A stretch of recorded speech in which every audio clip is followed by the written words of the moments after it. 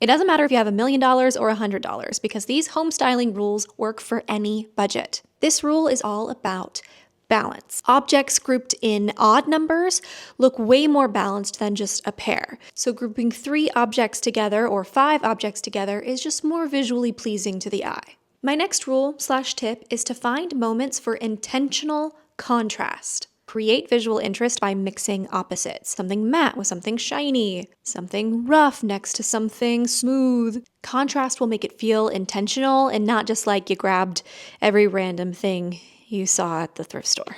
Guilty.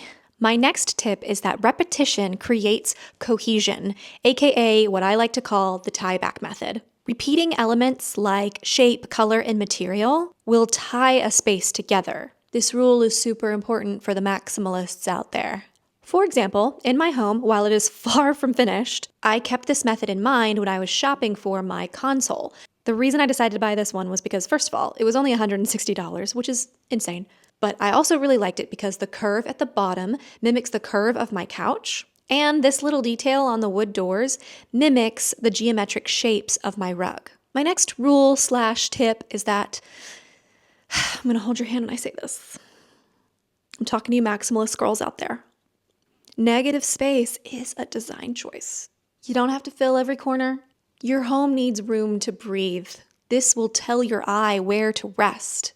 Remember that maximalism is curated chaos. It's not just throwing everything you have into one space and saying, it's eclectic. It's maximalist. If you don't have negative space, it's going to look like you live in a thrift store. So remember these tips next time you're tempted to buy more instead of just styling better.